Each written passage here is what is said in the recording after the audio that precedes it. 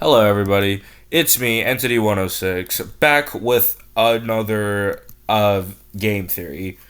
And today we are going to be focusing on one of my favorite story games of all time, We Happy Few.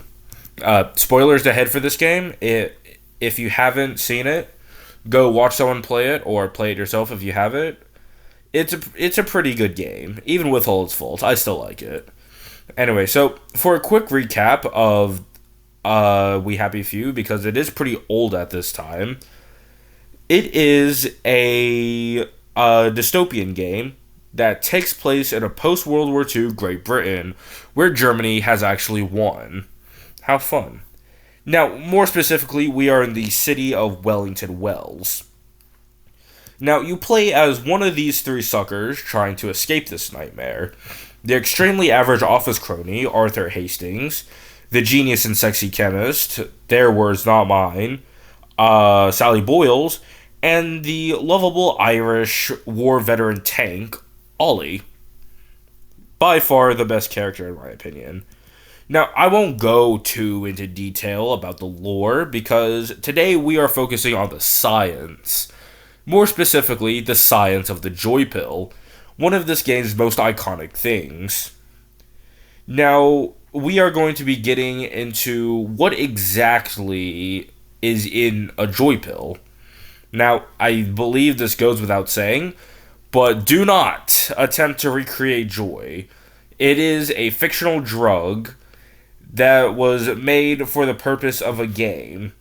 So do not try to recreate this. It's also pretty illegal. Now, I don't think any of y'all would try to do this. Y'all are smart people, but I just thought I needed to put a warning in there. Anyway, back to the video. So, let's talk about joy.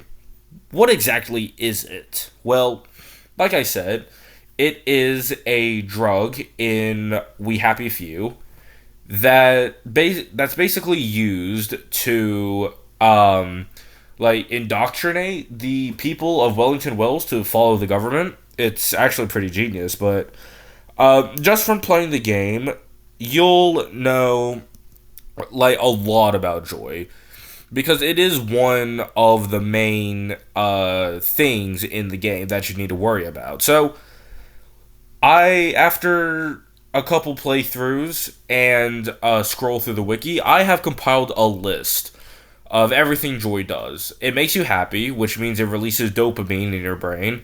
It's addictive, obviously. It causes memory loss and nausea and hallucinations. It also acts as a contraceptive, which is pretty interesting. And it can come in different flavors.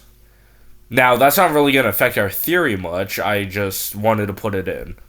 Now, we get most of this information and more from Sally Boyles and Dr. Verloc. I already went over who Sally was, but Dr. Verloc is kind of like an antagonist. He owns the factory where all the joy is being made.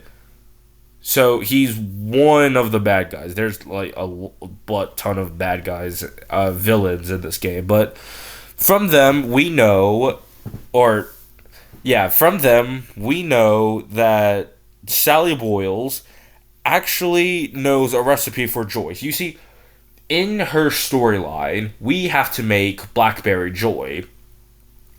And we get the ingredients for that. Some mercury amalgam, some pituitary extract, pheromones for butterflies, and Digitalax. And we also know from Dr. Verloc's factory that it also produces toxic gases when it's being created, because when you go into Hayworth Labs, I think it's called, when you go in there, you have to wear a gas mask to protect yourself from the toxic fumes and stuff. Now, we also know about a drug called Sunshine in the game.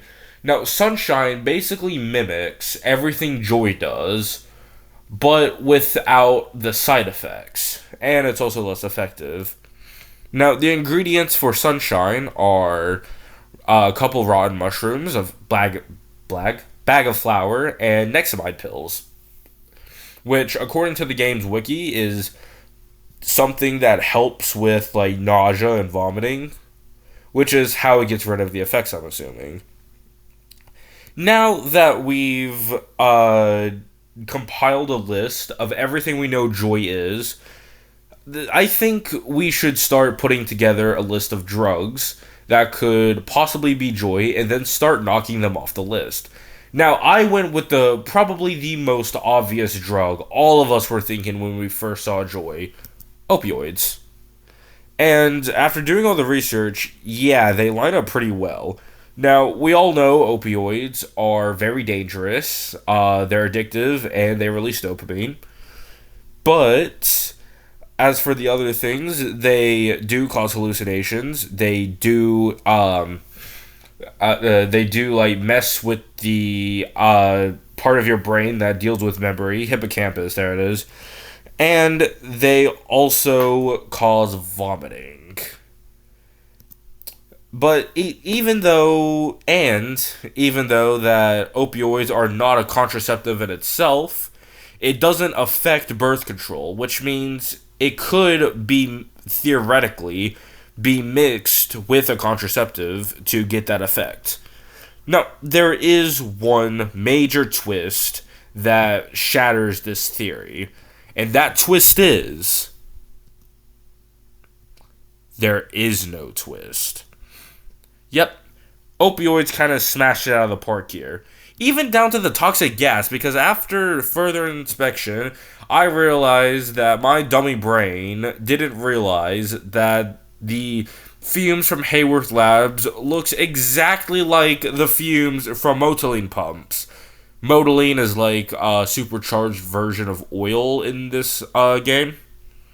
So, yeah, now I'm just out of talking points. Joy is literally just opioids mixed with birth control. Huh. Now, I'm sorry for this video being pretty short and pretty cut and dry. I thought there would be more research. I thought we would get like something very obscure or something, but no, it really is that simple. But don't worry, I'll try to step it up next video. So, while I'm being chased down by the bobbies and the doctor for not taking my hourly joy, I want to know, what do y'all think? Did I miss anything that could have proven my opioid theory wrong? Do you think I was even right in it with the first place? I want to see your comments down below. Also, remember to leave a like and subscribe, hit that bell so you can always be notified on whenever I have time to drop another video. Theories, challenge runs, all that good stuff. And I'll see y'all all in the next time. Later.